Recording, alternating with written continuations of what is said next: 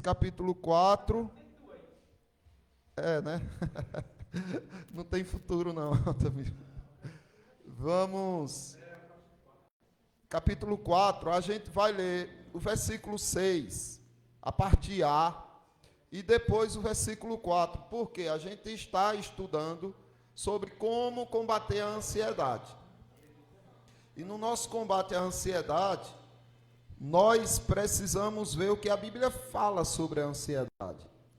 Jesus falou, né, algumas vezes, e o apóstolo Paulo falou também. Quando o apóstolo Paulo diz assim, não andeis ansiosos por coisa alguma, existe um contexto. E nós precisamos considerar esse contexto, para entender o que ele está dizendo aqui. E o contexto que nós vimos é... O contexto... Bora.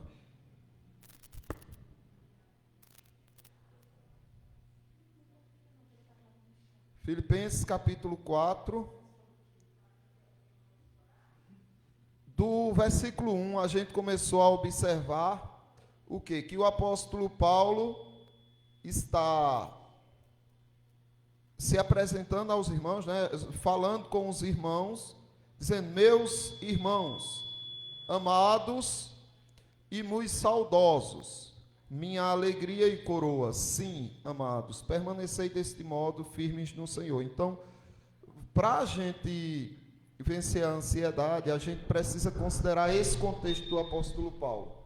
Ele está trabalhando a questão dessa união, dessa comunhão que é necessária entre os irmãos. Está falando do quanto ele sente saudade desses irmãos, está falando que esses irmãos são a alegria dele e também desejoso que os irmãos permaneçam firmes no Senhor Jesus. Vimos isso daí, não é? Que essa comunhão aqui ela é importantíssima para que a gente esteja superando o que causa a nossa ansiedade, todos esses gatilhos. Depois nós vimos que existiam duas irmãs aqui que brigavam. Isso é fruto de ansiedade também, não é? Aqui elas eram estressadas uma com a outra. Mas o estresse, a ansiedade e a depressão, elas caminham juntas. É como se elas fossem, né, assumindo cada um o seu momento, um posto específico na nossa vida. E Paulo está preocupado com essas irmãs. Aí ele pede ajuda, nós vimos isso também, que para vencer a ansiedade, o estresse e depressão, essas coisas, a gente precisa de ajuda. E o apóstolo Paulo foi humilde o suficiente para pedir ajuda. Ele tinha autoridade apostólica de dizer, olha, ou vocês duas se colocam no lugar de vocês, ou vocês não fazem mais parte da igreja. Mas não, ele pediu ajuda para que essas irmãs pudessem estar em comunhão. Depois, ele foi falando da importância de você reconhecer a sua identidade celestial. Você não é desse mundo. Observe que ele diz assim, cujos nomes se encontram no livro da vida. O apóstolo Paulo ele está querendo que você entenda que as preocupações que você tem aqui nessa vida, que traz ansiedade, depressão, estresse, isso daí só afeta você porque você perde o rumo, você perde o sentido daquilo que você é. Você se desconhece. Você começa a acreditar mais no que você está sentindo do que no que você realmente é. Você é um cidadão do reino, mas você esquece disso e vive como um dependente do mundo, como dependente das circunstâncias. Aí ele diz, olha, lembre-se, vocês estão escritos no livro da vida. Para que se abater com as coisas desse mundo? Aí chega num texto que nós vamos trabalhar hoje. Depois de tudo isso, o apóstolo Paulo diz, alegrai-vos sempre no Senhor. Outra vez digo, alegrai-vos. Por favor, me digam como é que Paulo pode fazer isso. Porque eu já vi muita gente se irritando com uma postura dessa. Tem uma pessoa que está triste, fica triste não, se alegra. Aí essa pessoa que está triste fica com raiva. Passa de triste a raiva, de tristeza a raiva. Por quê? Porque diz, como assim? E agora aí é um botão, é? Como assim? Fica triste não. Ainda bem que temos nosso técnico aqui hoje.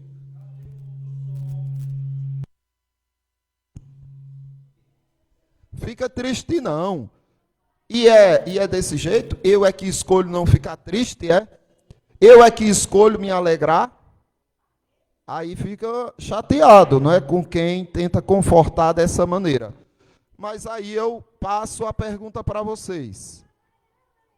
Como assim? É a gente que escolhe ficar triste, é a gente que escolhe se alegrar, é? É ou não? O que é que vocês acham? Se alegrar é uma escolha, ficar triste é uma escolha? Sim, então é as circunstâncias. É reflexo das circunstâncias. Não é uma escolha. Porque, veja, se não é uma escolha, Paulo não podia fazer isso. Pode falar, Jamil. Agora pega os microfones aqui.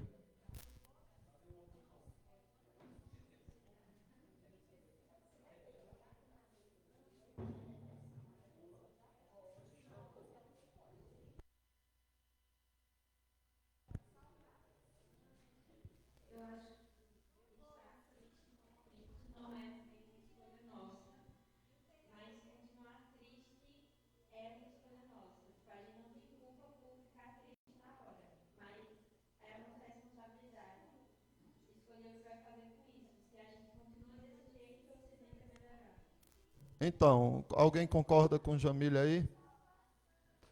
Porque, assim, o primeiro impacto, como nós somos carne, o que ela está realmente falando é o seguinte: como a gente é carne, somos seres humanos, né? O primeiro impacto é quase impossível de você não ficar triste ou com raiva, né? Aborrecido, mas é escolha você permanecer. Os irmãos aqui estavam tristes. A carta de Paulo é uma carta conhecida como a carta da alegria. Mas a carta da alegria só foi escrita porque existia uma igreja triste. A igreja era triste, estava envolvida em meio de tristezas, e Paulo escreve a carta da alegria.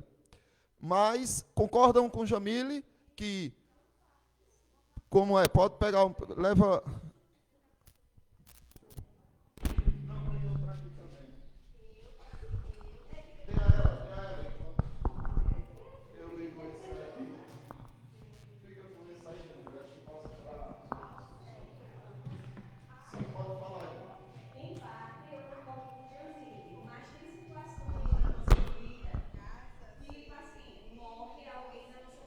Sim. É uma coisa que não é uma escolha nossa. Uhum. E a gente realmente fica triste. Sim. A gente se coloca com uma dor nossa. Mas com o tempo a gente volta a sorrir. Isso. Mas vamos considerar assim, porque a irmã falou muito parecido com o que Jamile falou. Mas vamos considerar assim. É possível, seria possível você superar essa tristeza num tempo menor se você trabalhasse, combatesse essa tristeza de uma forma mais efetiva. Será que a gente tem como diminuir o tempo de tristeza dependendo de como a gente reage a ela? O que é que a senhora acha?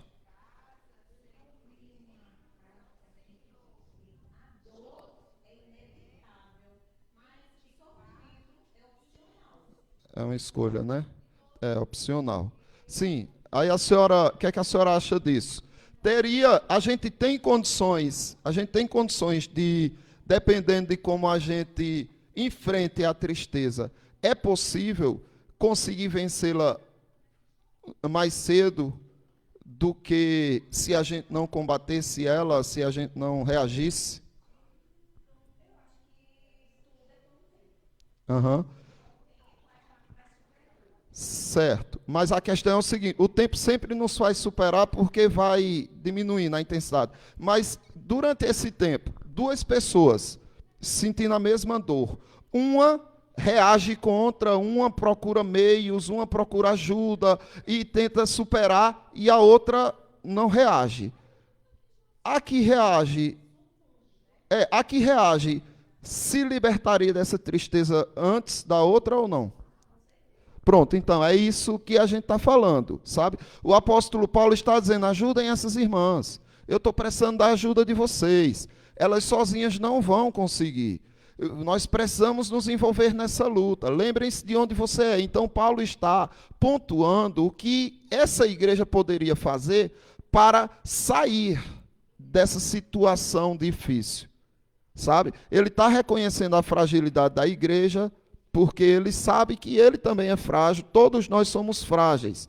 Agora, tem pessoas que afundam de uma forma tão profunda na tristeza que é óbvio, não é assim que ela vai sair, porque ela afundou de uma forma muito grande. Aí ela vai precisar de um cuidado mais intensificado. Por isso que a gente está falando aqui. A nossa fala aqui é mais preventiva do que corretiva. A gente vai corrigir quando a igreja aqui tivessem irmãos tristes aqui, a gente ia tentar corrigir isso com amor, com brandura, pela palavra, não é, com os cuidados necessários. Mas a igreja não está abatida. Então a gente está trabalhando na questão preventiva. Isso daí é importante. Pega o microfone para o também.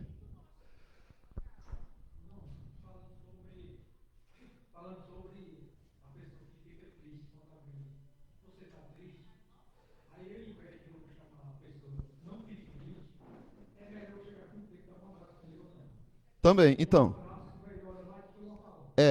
Agora, o apóstolo Paulo fez todas essas coisas. Porque a gente olha aqui: alegrai-vos sempre no Senhor. Outra vez digo: alegrai-vos. Aí a pessoa diz: nossa, e Paulo é assim, é direto. Fique triste não, se alegre. Opa, veja o contexto. No contexto ele abraça os irmãos, meus saudosos irmãos e tal, amigos. Então ele começa a se envolver com os irmãos. Depois ele vai trazendo exemplos de Cristo. Aí ele vai pedindo ajuda de outros para entrarem nessa luta. E depois ele diz: alegre-se no Senhor. Outra vez digo: alegrai-vos no Senhor. É um trabalho, é um envolvimento.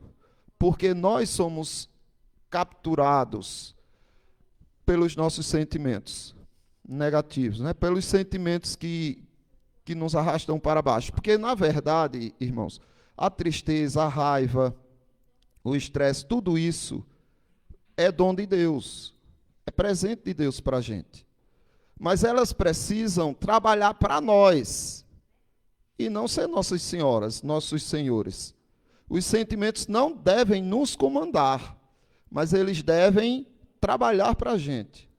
Por que a gente fica triste? Qual é o propósito da tristeza? O propósito da tristeza é nos avisar. Um dos propósitos, né? É nos avisar de que algo está errado. É como uma sirene. É como um bombeiro.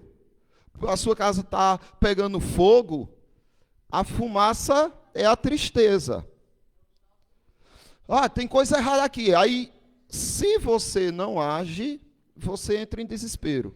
Se você não para estudar o que está acontecendo e procurar respostas e procurar soluções, você procura só o problema, você se apega só com o problema. Aí, quando você procura soluções, é quando a coisa começa a melhorar. Mas a tristeza ou a raiva, esses sentimentos aí, eles são como uma sirene. É. Então, Neemias usou a tristeza a seu próprio favor, não é? Isso é outro aspecto do porquê a tristeza serve. Mas ela, quando ela vem espontânea, ela só está dizendo, tem uma coisa errada. Ela só está dizendo para quê? Para a gente reagir. Para a gente parar e tentar solucionar aquilo que está causando a tristeza. Imagine que a sua casa está pegando fogo. Não, uma empresa que você está pegando fogo. Aí o alarme pam, pam, pam, começa a apitar. É lógico, avisando que está pegando fogo.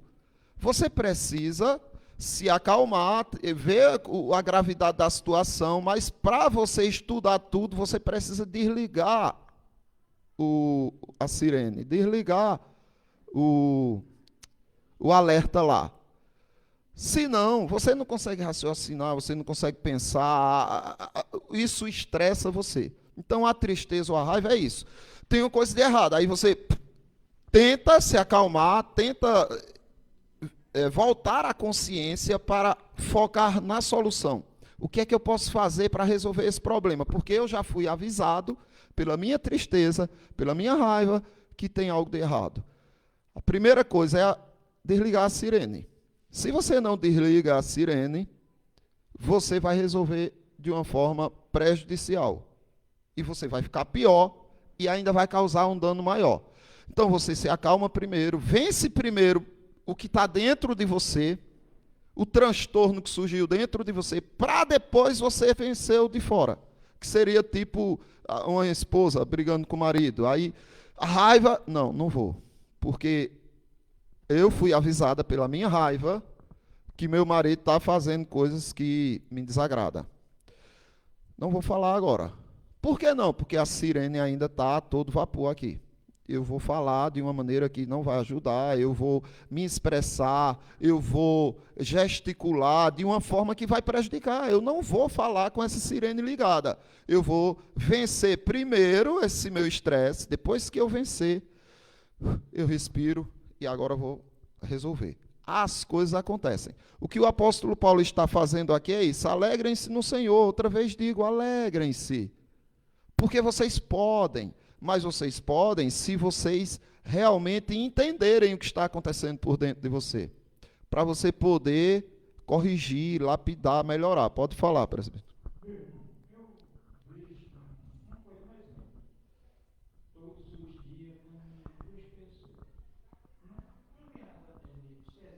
Sim. Sim.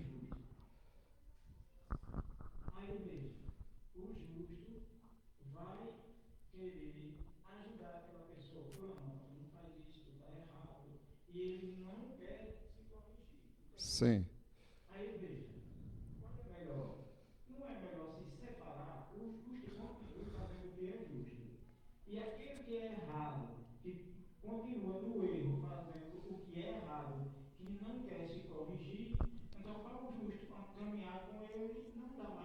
É.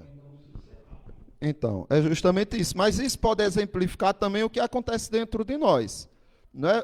Se a gente atende ao nosso sentimento, se a gente trata o nosso sentimento como se fosse o nosso guia, a gente refém deles, a gente se corrompe através deles, porque eles não foram nos dados para nos guiar, eles foram dados a nós para nos alertar, nos avisar que tem alguma coisa fora do lugar, alguma coisa desconfortável acontecendo.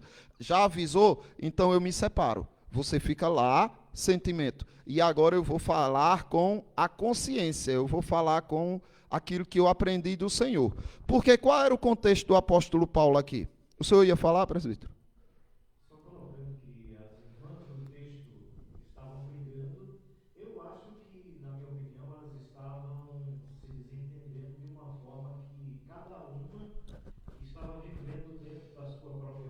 É. Uhum.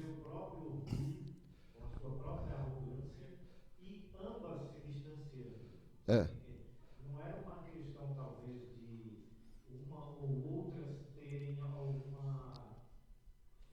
É. É. Isso. E esse orgulho, ele afasta toda a possibilidade dos ensinamentos que se propõem à cristandade, É. que é justamente o perdão. É. Uma pessoa com a sua consciência mergulhada no orgulho, no seu próprio ego, ela não vai ter condições de abrir os seus olhos para o perdão. Eu vejo que no texto a preocupação do apóstolo era converter essa situação para uma situação melhor. Por isso que foi lembrado do tempo em que era feito a evangelização, como era que elas cooperavam e tal. recuperar aquele elo. Isso, perfeito. E nós vimos isso também. Porque nós identificamos que o problema não estava em uma, mas nas duas, como o presbítero Osmar falou.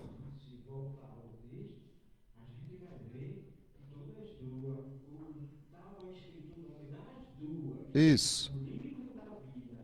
Então, entre as pessoas escolhidas por Deus, pode ter uma desobediência, pode, é verdade. Mas chega a obedecer a Deus. É. Mas quando uma pessoa, por exemplo, um é salvo e o outro não é, ele nunca vai obedecer. Não vai querer obedecer, não.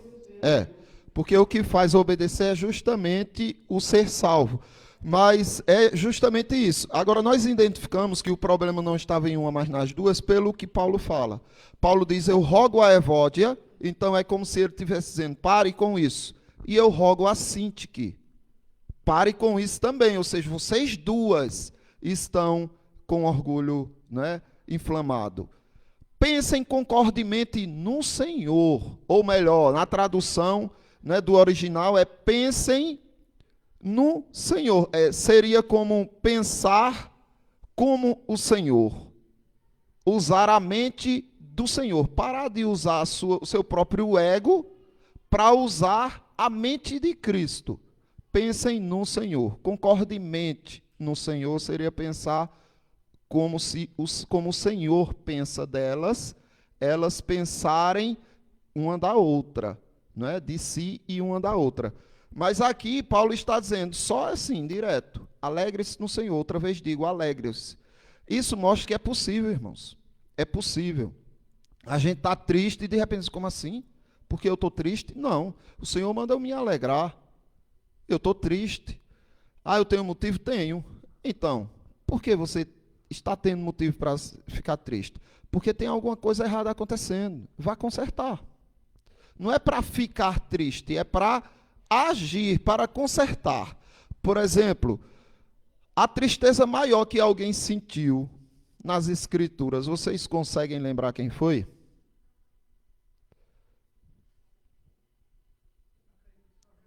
Jesus, no Getsêmani, suou gotas de sangue. Mas veja, o combate dele contra a tristeza. Oração, ok. Mas vamos lá. Ele orou, se levantou, não resolveu. Orou novamente, se levantou, não resolveu. Quando ele orou pela terceira vez, resolveu. Mas preste bem atenção. Jesus Cristo, ele estava buscando o conforto na verdade. O que nos entristece, o que nos aborrece, o que nos deixa estressado, o que nos deixa deprimido, é só uma coisa: a mentira. E a única coisa que pode nos libertar de tudo isso é a verdade. Só. Nós somos enganados pela mentira e essa mentira nos faz sofrer. Por exemplo, não é mentira a dor, né? Como Dona Lourdes colocou. A dor não é uma escolha. E a dor é real. Não é mentira que está doendo. Mas é mentira que essa dor precisa destruir sua paz. Precisa acabar com seu vigor, com seu ânimo, com seu amor, com sua inspiração. É mentira isso. Porque quanto mais você trabalhar a sua mente, quanto mais a sua mente estiver voltada para Cristo, mais imune dessas tristezas você estará. Temos muitos exemplos na Bíblia, mas um dos preciosos é Jó. Veja, Jó estava muito triste, né? Entrou a situação que a irmã colocou, morte de familiar. Mas ele não perdeu só um familiar, ele perdeu todos os filhos. Todos, filhos e filhas, de uma vez só. Toda a riqueza, né? Perdeu o prestígio, perdeu a saúde, perdeu o apoio da mulher. Tudo isso. Ficou triste. Ficou. Não conseguia se alegrar. Mas era mentira. Era mentira que ele não conseguia se alegrar. E Deus não estava só provando a Satanás o quanto existem homens fiéis, mulheres fiéis a ele aqui na terra. Não era só isso. Deus estava trabalhando com Jó, estava trabalhando o interior de Jó. Deus estava mostrando para Jó que é possível sim sorrir e se alegrar, perdendo tudo. Veja bem, Jó começa a lamentar, Jó não murmura, não blasfema de Deus, não murmura de Deus, mas ele murmura de sua vida. Ele diz que era melhor ter sido um aborto, maldito o dia que eu nasci. E ele começa se lamentando. Agora, o interessante, se os irmãos acompanharem o diálogo dele com Deus, quando Deus resolve falar, não é para responder a Jó o que Jó queria, é para mostrar a Jó o quanto ele estava sendo enganado por mentiras. Primeira mentira, por que Deus tem que responder todas as nossas perguntas? Deus não tem a obrigação disso, mas Jó achava que tinha só porque era fiel. E aí Deus ele começa a confrontar Jó e ele diz assim: Jó, me diz, você vai me responder, eu vou me sentar, você vai ser o meu mestre, você vai ser o meu professor, você vai me explicar as coisas que eu vou lhe perguntar. E Deus começa a fazer perguntas. Quem criou as estrelas? Como foi que isso aconteceu? Quem pôs o nome nela e tal e tal. E foi fazendo perguntas a Jó que eram impossíveis de responder. Jó, ele para de murmurar, assim, de reclamar do seu sofrimento. Ele diz, ele promete a Deus: eu falei uma vez, 2 vezes eu falei, não falo mais. Ele diz: aqui está a pessoa que não vai mais falar nada. Pronto. É como se ele dissesse assim: não é isso que o Senhor quer? Me calar? O Senhor conseguiu. Me envergonhou, mostrou que eu não tenho argumentos contra o Senhor, então pronto, eu me calo, vou sofrer calado. Mas ainda estava triste. Aí Deus não se conforma com esse silêncio de Jó. Deus primeiro não aceitou a reclamação de Jó, e depois não aceitou o silêncio de Jó, porque Deus queria mais de Jó. Aí se você vê, Deus começa a perguntar mais coisas a Jó, e imprensa ele, e coloca ele contra a parede, e vai perguntando, até que Jó cai em si, enxerga a verdade e se liberta do seu sofrimento. Da sua dor não, viu? Que ele continuou de luto, ele continuou sem os bens, ele continuou sem a saúde e ele continuou sem o apoio da esposa. Tá? A dor continuou, mas ele se libertou do sofrimento. Em toda essa dor, ele disse: eu bem sei que tudo podes. Nenhum dos teus planos pode ser frustrado. Agora não era mais como da outra vez, vou ficar calado. Não, era admirado que Deus é que tem os planos. E que ele fazia parte do plano de Deus. E que esse sofrimento, essas dores, também faziam parte do plano de Deus. Aí ele disse: bem sei que tudo podes, que nenhum dos teus planos pode ser frustrados. Vamos para o texto, porque explica muito bem o que Jó estava querendo dizer. Jó 42. Ele diz assim, ó, eita. Mas é aqui que eu estou lendo na Bíblia mesmo. Ele diz: então respondeu Jó ao Senhor. Aqui é a segunda resposta de Jó, tá? A primeira foi dizendo que ia ficar calado. Tá bom, vou me calar. Não é isso que o Senhor quer? Eu não falo mais, tá bom. Aí a segunda resposta de Jó foi essa. Então respondeu Jó ao Senhor: bem sei que tudo podes, e nenhum dos teus planos pode ser frustrado. Aí ele vai falar o que Deus questionou. Quem é aquele, como dissestes, que sem conhecimento encobre o conselho? Está vendo? Quem é esse que está encobrindo o meu conselho? Sem conhecimento nenhum. Apegado a mentiras e a ilusões. É basicamente isso que Deus fez. E Jó está reconhecendo isso. Aí ele diz, na verdade, falei de quê? De coisas que eu não entendia. Ele falou de coisas que ele não entendia. Então ele estava falando de mentiras, sem perceber. Não foi intencional. Mas ele estava apegado à mentira, porque ele não entendia o assunto. Aí ele diz assim, falei de coisas que não entendia. Coisas o quê? Coisas o quê? Maravilhosas demais para mim. Jó está chamando o quê de maravilhoso, irmãos? O que é que Jó está chamando de maravilhoso?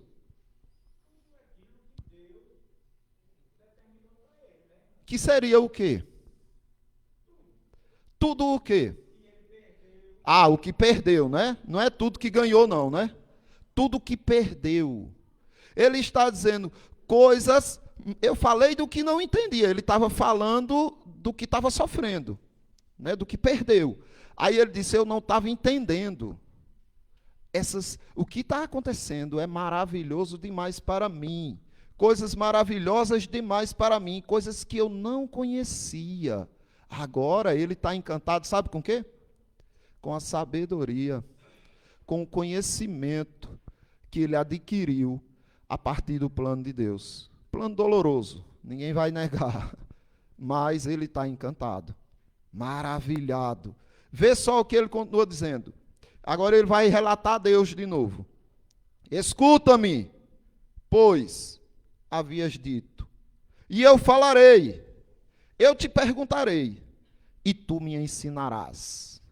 Foi o que Deus fez com ele. Aí veja, eu te conhecia só de ouvir, mas agora os meus olhos te veem. Maravilhoso não é o sofrimento, irmãos. A dor que Jó sentiu. Ele não está falando que a dor é maravilhosa, mas ele está dizendo que o que a dor trouxe para ele é maravilhoso demais. Porque fez ele ser tão íntimo de Deus, que é como se Deus agora estivesse lado a lado com ele, ele vendo assim como a gente está aqui. Isso é maravilhoso. Aí ele diz assim, por isso me abomino e me arrependo no pó e na cinza.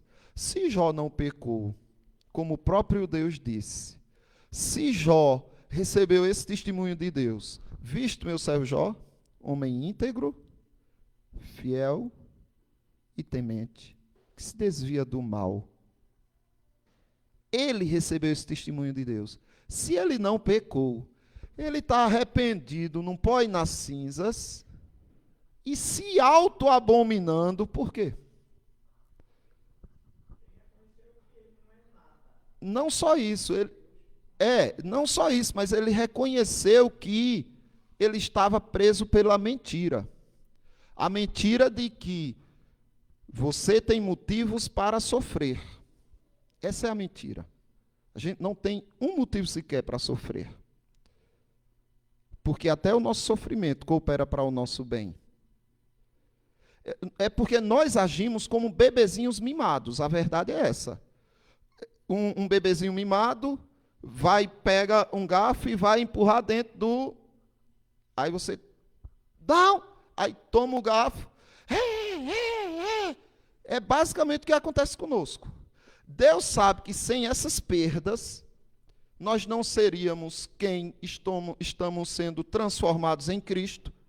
E aí ele vai, faz a gente perder. A gente, peraí, você ia colocar a mão na tomada. Deus só está, mas a gente não consegue entender. Mas Jó entendeu. Jó disse, Deus, eu estou arrependido, eu me abomino. Como é que eu caí nessas mentiras psicológicas? Nessas mentiras de discernimento raso? Me perdoa, Deus. Agora eu sei, o que é o teu plano. Aí só depois disso, Deus restitui tudo dele, 2 vezes mais. Não precisou. Ele só se alegrou em Deus. Porque assim, se nós enxergássemos Deus, né, como deveríamos, nada nos abalaria. É lógico, o impacto inicial vem, né, estamos na carne e tal, mas a gente ia se recompor, como Jó se recompôs, como José se recompôs, como Jesus Cristo se recompôs. Veja, depois que Jesus Cristo suou gotas de sangue e chorou com angústia de morte, como é que ele se levanta? Vamos, o traidor se aproxima, levantem-se, ainda estão dormindo, venham logo. Mas cadê aquele homem que estava caído no chão, com a cara no chão, com o rosto no chão, chorando, aflito? Foi para onde? Venceu. É o que nós precisamos fazer.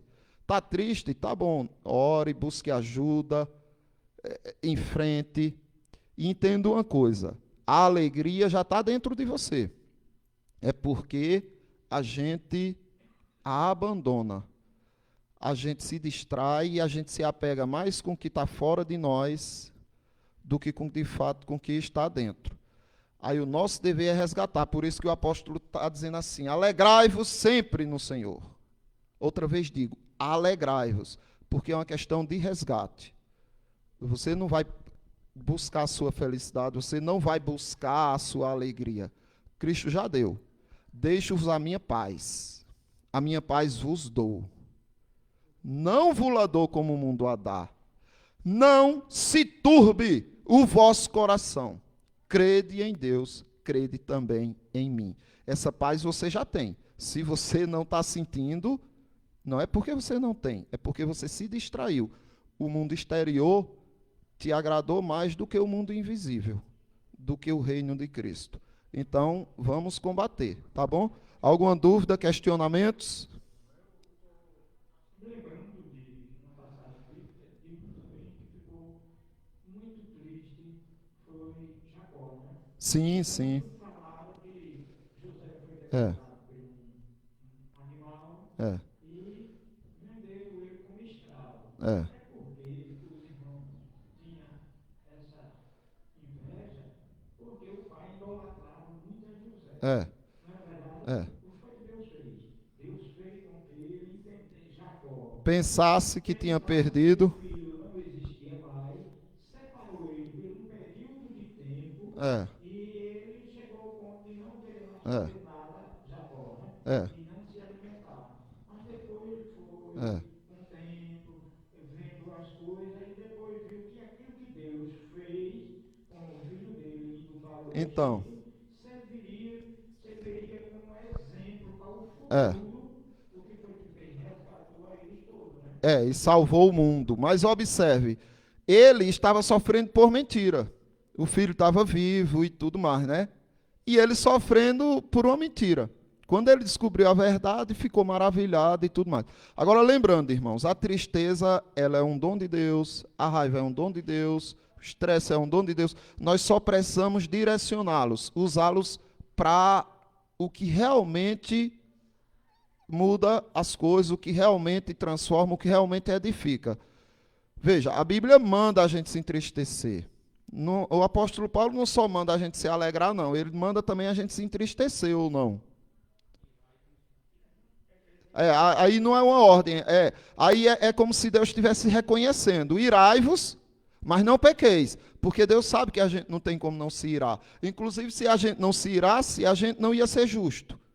A justiça, quando a gente vê uma injustiça, vem a ira. Epa, tudo bem, até aí. Mas não peque. Cuidado com o que você vai fazer com essa ira. Né? Mas, veja, ele diz o quê? Chorai com os que choram. Alegrai-vos com os que se alegram. Né? Então, você chorar pelo luto é uma coisa importante. E mais ainda, os irmãos precisam chorar com você, segundo Deus. Chorai com os que choram, alegrai-vos com os que se alegram. Mas não é, né, como foi dito no começo aqui, não é para a gente se tornar refém da nossa tristeza. da raiva, do estresse. Não devemos nos tornar reféns. Eles nos servem. Quem manda somos nós, porque Deus nos abençoou com essa capacidade. Dominai sobre tudo, tá bom? Algum questionamento, acréscimo? Vamos orar ao nosso Deus. Jéssica, nos conduz em oração.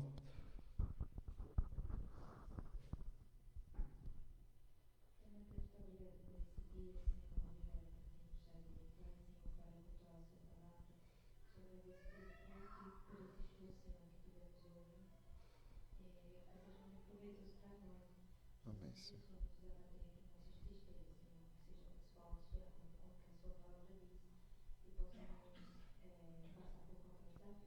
Amém. Amém. Pronto, irmãos, cumprimentem-se. E domingo, sábado vai ter, terça tem o nosso ensaio. Vamos ensaiar algumas outras músicas. Se a gente não conseguir pegar, vai ter que repetir algumas aqui, tá? E sábado, 7h30, na casa da irmã Juliana, da irmã Jusileide. Jusileide, né, irmã? O nome? Jusileide? Josileide. Tá bom.